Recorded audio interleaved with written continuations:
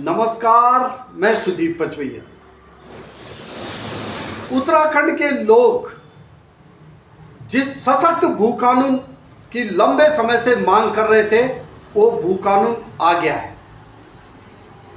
Dhami cabinet ने इस भू कानून को हरी झंडी दे दी है।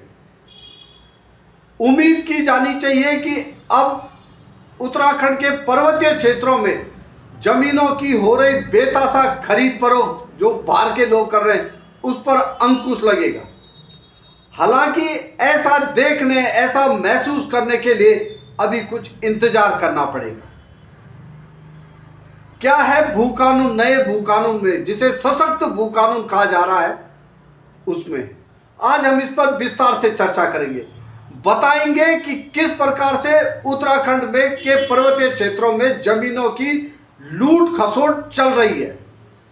इससे पहले आपसे अनुरोध, तीर्थ चेतना के YouTube चैनल को सब्सक्राइब करें, लाइक करें और कमेंट्स के माध्यम से हमें सुझाव जरूर दें।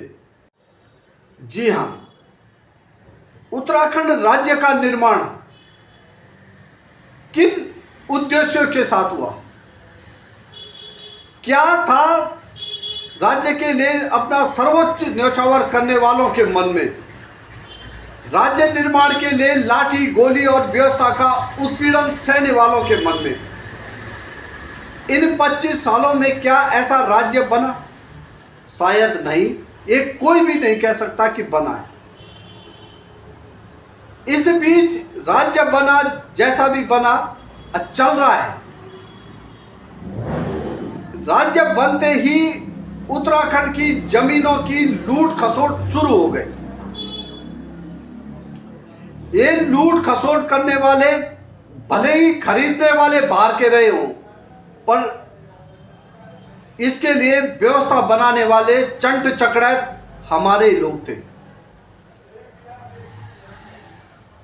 2003 में सबसे पहले तत्कालीन मुख्यमंत्री नरेंद्र दत्त तिवारी ने एक एक्ट बनाया, यूपी का जो लैंड एक्ट था उसमें संशोधन करके ये व्यवस्था की कि राज्य में बाहर का कोई भी व्यक्ति 500 वर्ग मीटर से अधिक भूमि नहीं खरीद सकता है। 2007 में भाजपा की सरकार आई है। तत्कालीन मुख्यमंत्री मेजर जनरल भुवनचंद खडूड़ी ने इसे घटाकर 250 वर्ग मीटर कर दिया। लोग खुश हो गए कि बाहर के लोग यहां जमीन नहीं खरीद सके। लेकिन न तो नरेंद्र दत्त तिवारी के मुख्यमंत्री रहते, न भुवनचंद खडूड़ी के मुख्यमंत्री रहते हुए जमीनों के अलग अलग तरीके से खरीद फरोख्त थमी नहीं। खरीद फरोख्त बदस्तूर जारी रही, आगे भी रही। 2018 में भाजपा सरकार ने एक संशोधन कर दिया। संशोधन में जमीन खरीद की जो सीमा थी वो समाप्त कर दी। तमाम ऐसे प्रावधान किए कि राज्य में जमीनों की बेतासा खरीद फरोख्त होने लगी। गांव के गांव बिक गए। हाईवे से लगी जमीनें, गार्ड गदियरों से लगी जमीनें चट हो गई। बाहर के लोगों ने खरीद दी। 2021-22 आते आते हालात ऐसे पैदा हो गए कि लोगों को सशक्त भू कानून के लिए सड़कों पर उतरना पड़ा। इस बात को राज्य सरकार ने भी कहीं ना कहीं महसूस किया।